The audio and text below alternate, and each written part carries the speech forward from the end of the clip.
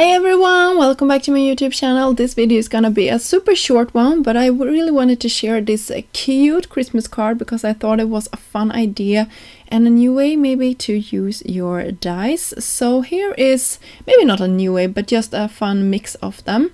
So you can see here is a new to me bow. It comes from the gingerbread shaker and it has a double bow, and I thought that was so cute. So I really wanted to share with you how it looks all assembled. And I picked a color that was sort of reminding me of a gold shade. And I thought that would be fun for a Christmas card. For the focal point of my card, I'm using the Santa mini album die. And this is supposed to be a mini album, but you know, you can use these in many different ways, and I just use it as a focal point for my project today. So you can really look at your products and see how you can mix and match them to make them go a long way and also fit your needs. So I think this guy turned out so cute. And there is all of these pieces to make his face, and there is the eyes and the nose and the mustache, and I think all of those details really bring him to life.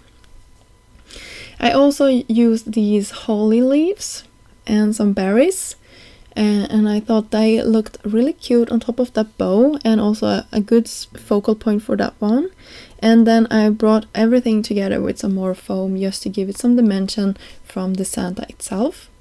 So I looked at the products that I got from Scrap Diva this month, and they had this beautiful Fa La La La La die set. You can see they come separate and also a bigger one that comes connected. I was thinking of using that larger one, but then I decided to go ahead and just use Fa La La, and I could have them sort of making Santa be the other Fa La La. I hope this makes sense. Sorry about my bad explanation of what my thought process was, but anyway, I used this and I tried to find a matching red from my stash for that glitter foam that I have, and I think it's a okay job, but maybe not the best one. So I really wanted to point that out, that try to look at it, and if it's not perfect, just go with it, because I think this turned out quite cute anyway. So now comes the process of how should I assemble this to make it fit on top of a card, and I decided to go ahead and do it like this. So to be able to do this, I needed to custom made my own card base, and this is how I'm doing it. I'm just taking my products, having them in my scoreboard, and then I am trying my best of my ability just to find a size that fits pretty much every element of my card. And I think I did an okay job here. You will see that I will cut off the rest, and I will mat this with some red paper from my stash, and this is just from an older collection that I had. And I like that it's a pattern paper, so it really makes or adds to that feeling that this is a Christmas card. I had some foam to the back of both Santa and our letters just to make them stand out a little bit more, and I like foam because they are quite forgiving, so I could really move this around until I'm happy with the placement of all of my elements. So Santa looks so cute in the middle there, and I'm pretty happy with how he looks, and I will press everything down.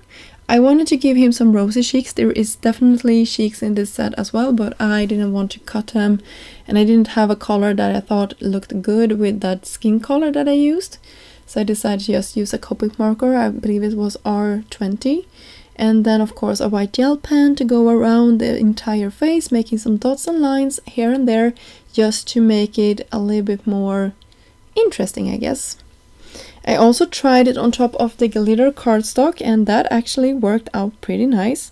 So I'm happy about that, and something new that I tried for my card today. And I like experimenting, so this was really fun that I tried this out and that it actually worked the way I was wanting it to. So the sentiment also got some highlights. And then this card is pretty much done. I hope you enjoyed this video and got inspired to create some new Christmas cards. I will have links down below for all of the products that I used in this video from Scrap Diva Designs. And once again, thank you so much for stopping by, and I see you soon.